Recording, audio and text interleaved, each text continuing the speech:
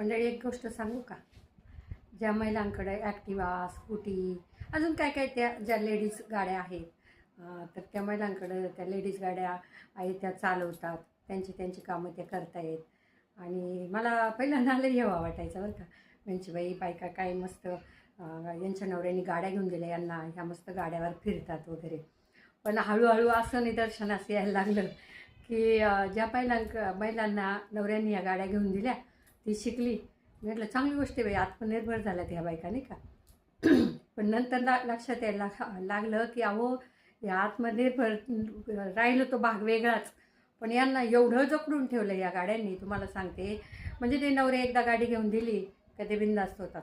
भाजी आणायची तूच आण, किराणा आणायचा तूच आण, पोरांना ट्युशनला सोडायचं तूच घेऊन ये, कुठं पाहुणे रावळे कुठं जायचं तुझं तू जा, लाईट बिल भरायचं तुझं तू जा. म्हणजे प्रत्येक गोष्टीत तुला गाडी घेऊन दिली ना, आता जायचं, गाडी आहे ना, गाडी आहे ना.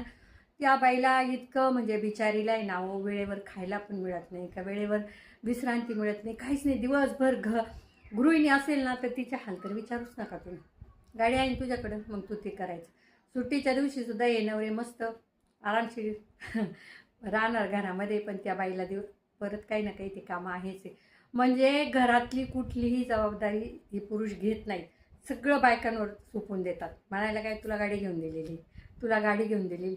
म्हणजे या गाडीचे आहे ना प्रचंड तोटे पण आहे बायकांसाठी. त्यांना स्वतःचं असं काही राहतच नाही हो वेळ, कारण घरातल्या जबाबदाऱ्या, बाहेरच्या जबाबदाऱ्या, त्याच्यात ती बाई अगदी पार पिसून निघते.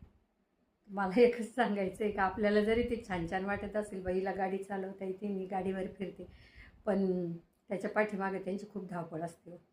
खूप प्रचंड धावपळ असते. मी जवळून बघते काही काही बायकांसाठी. मलाच कधी कधी असं वाटतं की बाई खरंच या गाड्या घेऊन देऊन एवढे निवांत झाले, पण ह्या बायका बिचाऱ्या दिवसभर यांना स्वतःसाठी 10 मिनटंसुद्धा मिळत नाही. तुमचा काय अनुभव आहे?